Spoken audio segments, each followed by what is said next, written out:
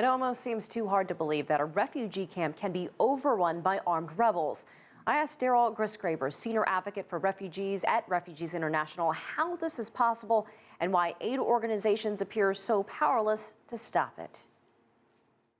Refugee camps are meant to be safe spaces, but keep in mind, Yarmouk in particular is not a camp the way we traditionally think of it. It's not a bunch of tents sort of in the middle of an open space. It's a residential area in the middle of Damascus, basically.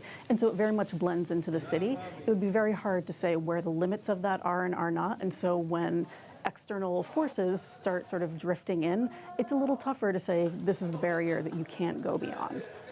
Talk about the security measures that are supposed to keep groups like ISIL out of refugee camps. How difficult is it to keep them out of camps, especially when they are in the middle of conflict zones? Yeah, quite difficult is the short answer. Technically the responsibility for protecting refugees lies with the government and normally with the UNHCR. But Syria has no functioning government right now. It's in complete chaos. And so if anything happens in a refugee camp or a refugee area in this case, it would be up to, say, the Syrian police to take care of the situation. And that's just not the point Syria is at right now. If you think of a more traditional refugee camp, sometimes there's a fence around it, or there are local police stationed around the inside or around the perimeter or on the inside. But we don't have that in Syria. It's just complete chaos. So why would ISIL want to take over a refugee camp? What do you think this group is trying to accomplish? Yeah, acknowledging that I'm not much of a military strategist, they may want to be getting close to the capital in Syria. They may want to be taking over taking out another rebel group, for example, some of the fighting groups that are inside the camp, if there are any left. I don't really know, but ISIS is very much about taking territory, and this apparently was a piece of territory they thought they could get. And obviously, the people in this camp were already dealing with terrible conditions, just barely making it through the day. And now it has gotten a lot worse. Yeah.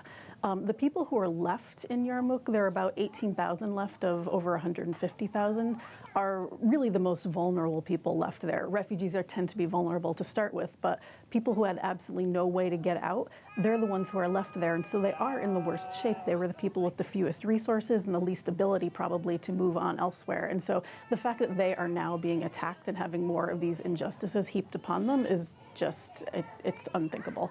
So how are aid organizations watching this situation? What are they looking at? And what about some of the aid workers who may be stuck in a place like this? Yeah, well, right now services are extremely limited in Yarmouk. You probably know it's been under siege for quite some time, so there was very limited aid going in to start with, and the United Nations Relief and Works Agency recently had a hiatus of, I think, 3 days where they couldn't get any aid inside the camp. They were really the only ones working in there with any sort of systematic plan. There are sometimes local groups that help out, and individuals certainly do what they can to help people, but there wasn't a lot of help already in this area. That's part of the problem, and the security situation there now is certainly going to make other groups who might have gone in think twice about sending staff members in there.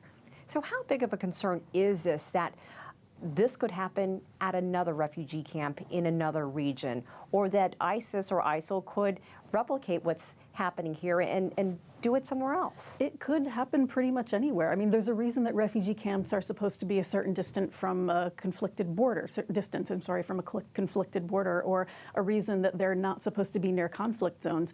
Yarmouk is smack in the middle of a conflict area. There's the Syrian regime on the one hand, there are militias on the other hand, there is ISIS coming in now. It's in the middle of the entire thing. I mean, really, when you think about it, how could the conflict possibly avoid them?